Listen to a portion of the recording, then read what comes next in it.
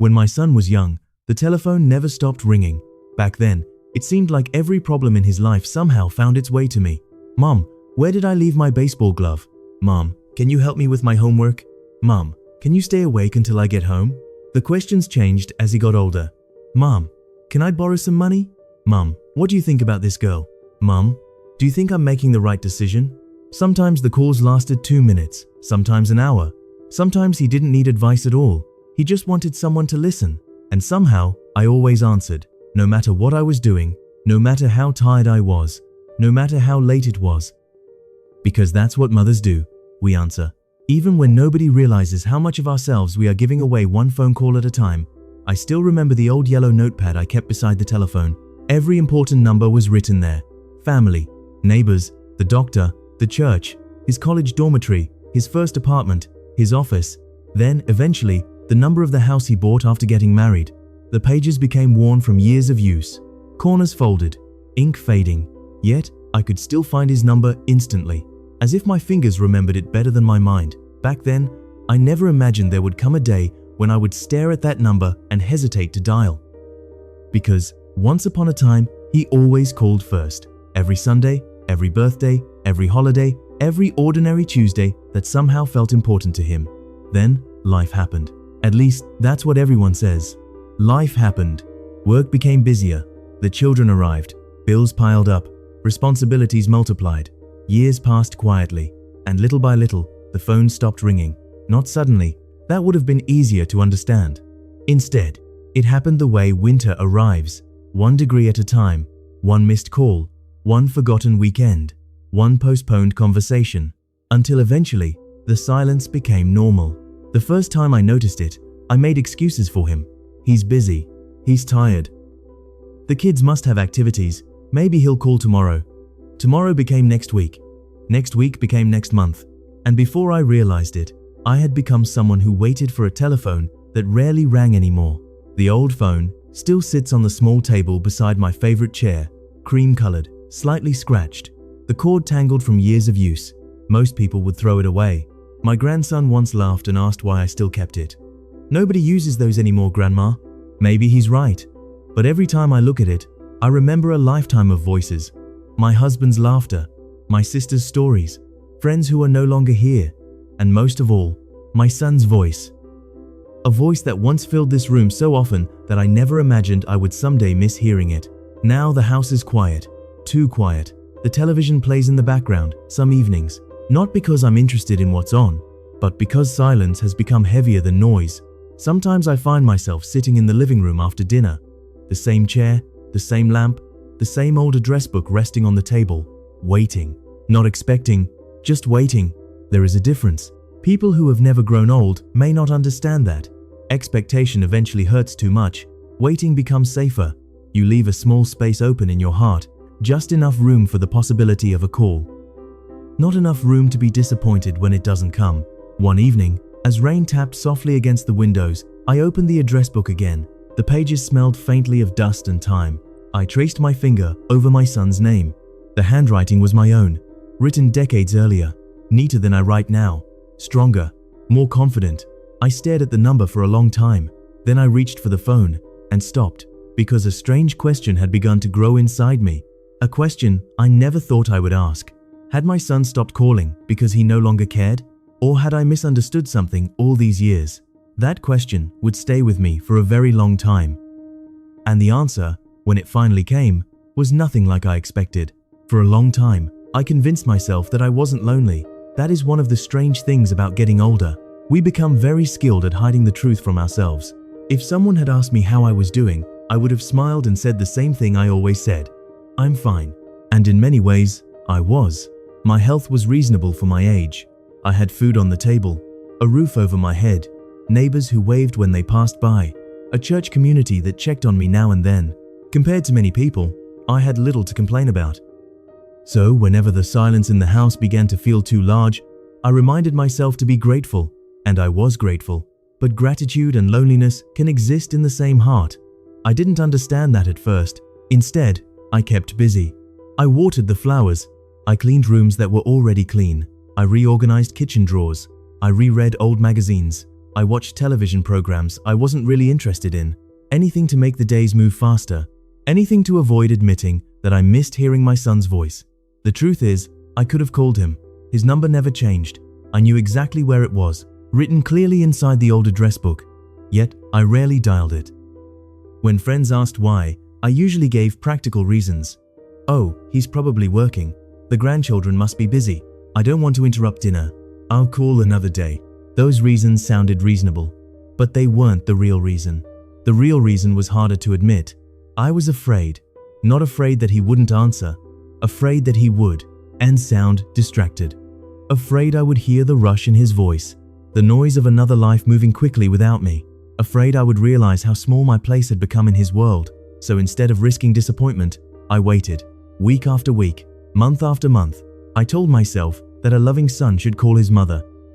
After all, that's what good sons do, isn't it? At least, that's what I believed. Then, one afternoon, something happened that forced me to look at things differently. I was cleaning a drawer in the living room when I found an old stack of birthday cards. Most were from years ago, some from friends, some from relatives, some from my husband before he passed away. As I flipped through them, I found a card from my son. It was nearly 20 years old. The paper had yellowed slightly around the edges. Inside was a short handwritten note. Mom, thank you for always answering the phone when I needed you. I don't know what I'd do without you. Love, David. I read it once, then again, and then a third time. The words were simple, nothing poetic, nothing extraordinary, yet something about them caught me off guard. Thank you for always answering the phone, not making the phone calls, not teaching me, not sacrificing for me, answering. Such a small thing, yet apparently it had mattered. I sat quietly for a long time, holding that card, and for the first time, a memory surfaced. One I hadn't thought about in years. David was 22, fresh out of college, living alone in a tiny apartment several states away. He called almost every night during those first few months. Sometimes he talked about work. Sometimes he complained about his boss. Sometimes he worried about money. Sometimes he had nothing important to say at all. But he called, again and again. Looking back now, I realized something I didn't recognize then. Those calls weren't really about advice. They were about comfort, about knowing someone was there, about hearing a familiar voice at the end of a difficult day. I had assumed he needed my wisdom. Perhaps what he really needed was my presence. That realization unsettled me. Because if I had misunderstood those years, what else had I misunderstood? The rain began falling outside that afternoon, soft and steady. I sat beside the window, watching drops slide down the glass, and another memory appeared. Years ago, when David was raising 2 young children and working long hours, he often sounded exhausted. I remember telling him many times, "Don't worry about me, focus on your family. Don't call if you're tired. I know you're busy. Take care of the kids first." At the time, I believed I was being supportive. Maybe I was. But now, I wondered if he had heard something different. Maybe he heard permission to stop calling. Maybe he heard that I didn't need him. Maybe he believed exactly what I told him. That I was fine. Because that is what mothers do so often. We hide our needs to make life easier for our children. We pretend to be stronger than we feel. We say we're okay even when we aren't. And eventually, people believe us. That evening, I placed the birthday card back into the drawer, but I could not stop thinking about it. For years, I had quietly built a story in my mind. A story where my son had drifted away. A story where work and responsibility had replaced family. A story where I had become less important. But stories are dangerous things, especially the ones we create without asking questions. As darkness settled outside the windows, I looked again at the old telephone. The room was silent. The address book sat beside it, unchanged, patient, waiting, just like me. For the first time in years, I began to wonder whether the distance between my son and me had been built by 2 people instead of 1. And that possibility frightened me more than loneliness ever had. Because if I'd helped create the silence, then perhaps I also had the power to break it. For 3 days, I thought about calling him. 3 days. It sounds ridiculous when I say it out loud. There was a time in my life when I would have picked up the phone without hesitation. A scraped knee, a missed curfew, a bad grade, a broken heart. Whenever my son needed me, I acted first and worried later. But now, at 78 years old, making a simple phone call felt harder than any of those things. Several times I walked over to the table. Several times I opened the address book. Several times I touched the receiver. And every time I stepped away. What if he was busy? What if he sounded impatient? What if he answered out of obligation instead of affection? The mind can create 1,000 fears from a silence that contains no answers. On the fourth day, I woke earlier than usual. The house was still dark, the kind of quiet that exists just before sunrise. I made myself a cup of coffee and sat in my favorite chair. The old clock on the wall ticked steadily. Tick, tick, tick. For some reason, I found myself thinking about my husband. He had been gone for 11 years. Yet there are mornings when I still expect to hear his footsteps coming down the hallway. Grief is strange that way. It doesn't completely leave. It simply changes shape. I looked toward the empty chair where he used to sit, and I suddenly remembered something he once told me. It had happened years ago, after a disagreement between him and David. The details of the argument have long faded, but his words remained. One day, we'll both spend too much time waiting for the other person to call first. At the time, I laughed. Neither of them could stay angry for very long. I never imagined those words would return to me decades later. Yet, there they were, clear as ever, waiting for the other person to call first. Perhaps that was exactly what had happened. Perhaps my son thought I was busy living my life. Perhaps he assumed I preferred not to be disturbed. Perhaps he believed I would call if I needed anything. And perhaps I believed the exact same thing about him. Two people, both caring, both waiting, neither moving. The realization sat heavily on my chest. Not because it was painful, because it felt possible, and possibility is dangerous. Once you see another explanation, you can no longer hide comfortably inside the old one. That afternoon, I finally picked up the phone. The receiver felt heavier than I remembered. My hands trembled slightly. I laughed at myself. Imagine that. A woman who had raised a child, survived loss, buried a husband, navigated nearly 8 decades of life. Nervous about making a phone call, I slowly dialed the number. Each button seemed louder than normal. When the final digit was pressed, my heart began to pound. 1 ring, 2 rings, 3 rings. For a brief moment, I hoped he wouldn't answer. That surprised me. After all those years of wishing for a call, part of me still wanted to avoid the risk of disappointment. Then I heard a click. Hello? It was his voice. Older than the voice I remembered. Deeper, a little rougher, but unmistakably his. And suddenly, all the words I had rehearsed disappeared. Mom? There was a pause, then another. Mom, is everything okay? I almost cried right then. Not because of what he said, because of how quickly concern appeared in his voice. No irritation, no impatience, no obligation, just concern. The kind of concern that arrives before thinking. The kind that comes from love. Everything's fine, I said. Though my voice sounded smaller than usual. I just wanted to hear your voice. Silence. Not an uncomfortable silence, a surprised one. Then I heard him exhale softly. And what he said next would stay with me forever. Mom, I've been meaning to call. Such an ordinary sentence, yet it carried years inside it. I've been meaning to call. Not, I've been too busy. Not, I forgot. Not, what do you want? Simply, I've been meaning to call. For a moment, neither of us spoke. It felt as though we were standing on opposite sides of a bridge, finally realizing the other person had been searching for the same crossing. Then we started talking.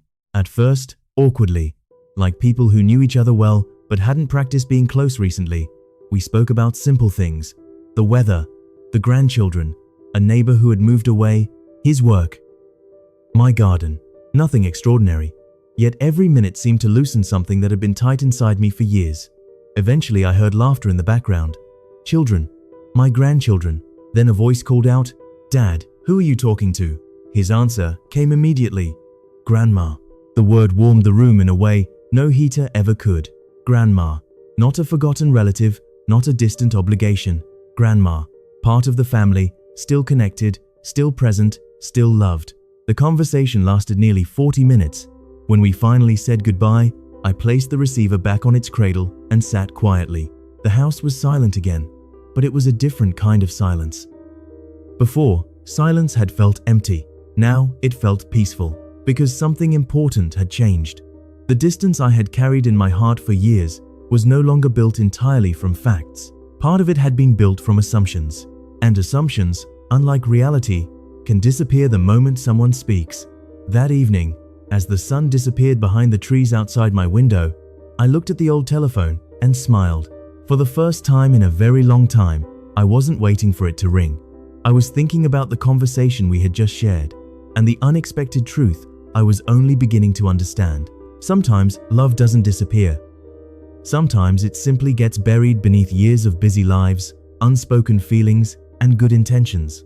And sometimes all it takes to uncover it again is one person deciding to make the call. After that phone call, something changed. Not dramatically, not overnight. Life did not suddenly become perfect. My son did not start calling every day. We did not become one of those families who spent hours on the phone every evening. Real life rarely works that way. But something important had shifted.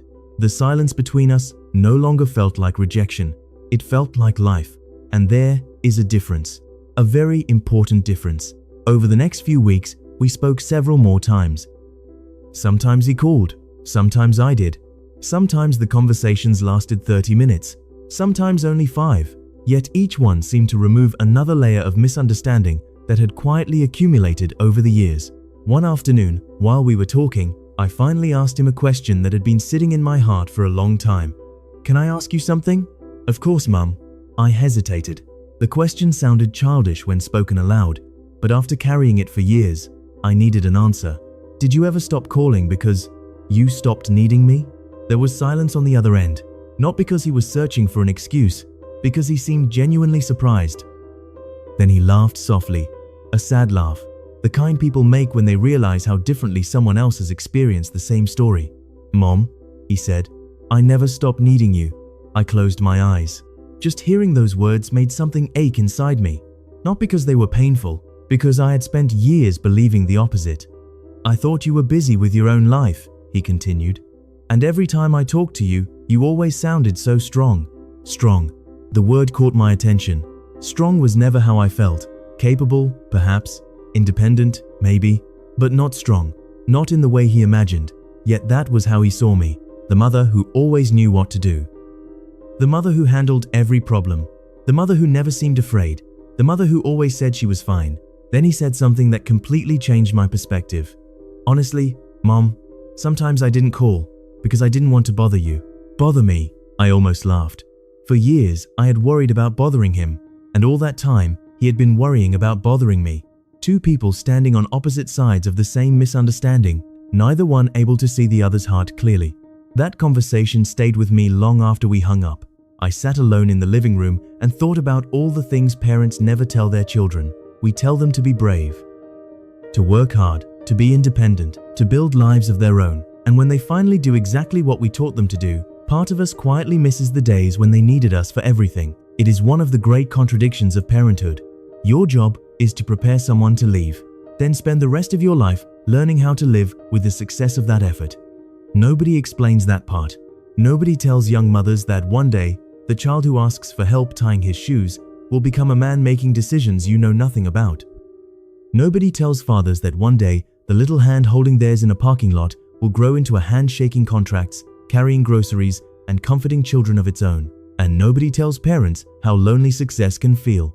Because if you did your job well, eventually your children won't need you the same way they once did. That is not failure, that is the goal. But knowing that doesn't always make it easier. A few weeks later, my son visited. Nothing special was planned. No holiday, no birthday, no emergency. He simply drove over on a Saturday afternoon. When I opened the front door, I was startled by how much older he looked. Not old, just older, grey hairs around his temples, lines near his eyes, a tiredness that hadn't been there years ago. For a moment, I didn't see the successful man everyone admired. I saw the boy who used to fall asleep in the back seat after Little League games, the teenager who ate everything in the refrigerator, the young man who called home from college because he didn't know how to cook. Time had moved forward for both of us. I had been so focused on growing older that I forgot he was aging too. That realization softened something inside me. Parents often think of their children as permanently young. We remember who they were, not always who they have become. As we sat together drinking coffee, I noticed something else. He looked relieved, not guilty, not obligated, relieved, as if reconnecting had lifted a weight from him as well. At one point, he glanced around the room and smiled. "You still have that old phone?" "Of course I do," he laughed. Then he picked up the address book from the table. The same worn address book I had stared at countless evenings. The same one that had become a symbol of loneliness in my mind. He flipped through its pages carefully. Then he stopped. "Mom, you still have my college number written in here." I smiled. I never throw away important things. He looked at me for a moment. Then he gently closed the book, and in that simple gesture, I realized something. The address book wasn't really a collection of phone numbers. It was a collection of relationships, a record of people who mattered. Some were gone now. Some had moved away. Some were still present. But every name represented a connection, a piece of life shared with another person. That evening, after he left, I sat alone again in the living room. The same chair, the same lamp, the same old telephone, the same address book. Nothing had changed. And yet, everything felt different. Because for the first time, I understood something my son had never known. The loneliness I felt was never caused by a lack of love. It was caused by a lack of communication. Love had been there all along. Hidden beneath assumptions, hidden beneath pride, hidden beneath the fear of being a burden. And once those walls began to fall, the distance between us became much smaller than I had imagined. It has been 3 years since the day I made that phone call. 3 years. At my age, that feels both like a long time and no time at all. The old telephone is still beside my chair. The address book is still on the table. The living room looks much the same as it always has. If a stranger walked into my house, they probably wouldn't notice anything different. But I would, because the most important changes in life are often invisible. They happen quietly, inside the heart. My son still doesn't call every day. Sometimes a week passes, occasionally two. Life remains busy. His work continues. The grandchildren have grown older. Schedules fill up. Responsibilities multiply. All the ordinary things that make up a modern life. Years ago, those gaps would have hurt me. I would have counted the days, watched the telephone, wondered what I had done wrong, wondered whether I mattered, wondered whether I was being forgotten. I don't do that anymore. Because now I understand something I wish I had understood much sooner. The absence of a phone call is not always the absence of love. Sometimes it is simply the presence of life. There is a difference. A very important difference. One evening last winter, my son called unexpectedly. Nothing was wrong. There was no special occasion. He simply wanted to tell me about something funny his youngest daughter had said at dinner. The story itself wasn't remarkable. In fact, I barely remember the details now. But I remember the sound of his laughter. I remember hearing joy in his voice. And I remember realizing that years earlier, I would have measured that conversation by its length. Now I measured it differently. Not by how long it lasted, but by the fact that it happened at all. That may sound like a small change. It isn't. Gratitude changes everything. When we stop counting what is missing, we begin noticing what remains. And what remained was more than I had allowed myself to see. There were phone calls, visits, birthday cards, family photographs, holiday dinners, text messages my grandson patiently taught me how to read. Small moments, ordinary moments. Moments I had once overlooked because they didn't look exactly the way I wanted love to look. The truth is, love changes as people grow older. When children are young, love is loud. It asks questions, makes noise, needs help, runs into your room in the middle of the night, calls 5 times a day, depends on you for everything. Then, slowly, almost without warning, it changes shape. Adult love is quieter. It has jobs to attend, children to raise, mortgages to pay, deadlines to meet. It may not call every Sunday. It may forget a birthday now and then. It may arrive imperfectly. But imperfect love is still love. I wish more parents understood that. And I wish more children understood something too.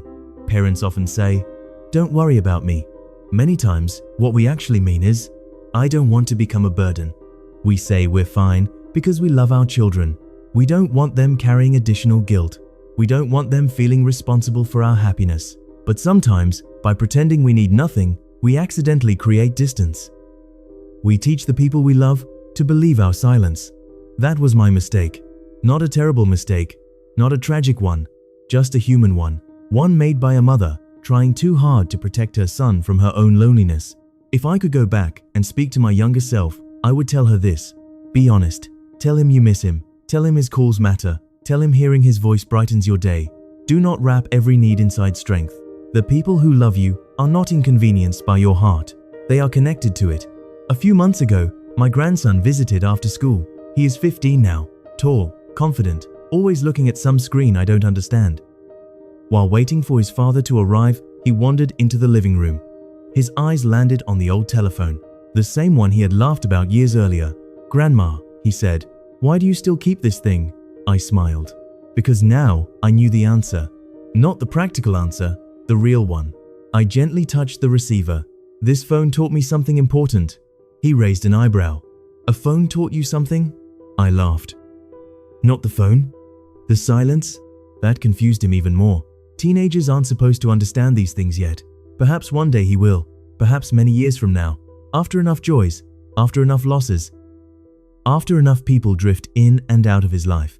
Maybe then he will understand. The room grew quiet. Soft afternoon sunlight spilled across the carpet. The kind of peaceful light that makes old memories feel close. I looked at the address book. The faded pages. The worn cover. The names written in younger handwriting. And suddenly, I realized something beautiful. Every person whose name appeared there had changed my life. Some stayed, some left, some were gone forever. But every connection mattered. Every conversation mattered. Every call mattered, including the ones that never happened. Especially those, because they taught me the lesson I needed most.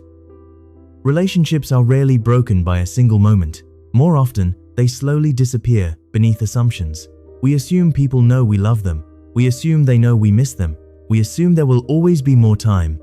And sometimes we are wrong. That is why I no longer wait for the perfect moment. If I miss my son, I call. If I am thinking about someone, I tell them. If I am grateful, I say it. Because life becomes much simpler when love is spoken instead of guessed. Last week, my son called again. Near the end of the conversation, he said something that made me smile. "Mum, thanks for calling me more often these days." Such a simple sentence. Yet it revealed everything. For years, I believed I was the one waiting, the one hoping, the one needing connection. I never considered that perhaps he needed it too. Not in the same way, not with the same urgency, but still needed it. And that is the different understanding I found at the end of this journey. My son never stopped loving me, and I never stopped loving him. We were simply two people standing on opposite sides of silence, each believing the other was too busy to cross. The distance between us was never measured in miles. It was measured in assumptions. The day one of us finally reached out, the distance disappeared.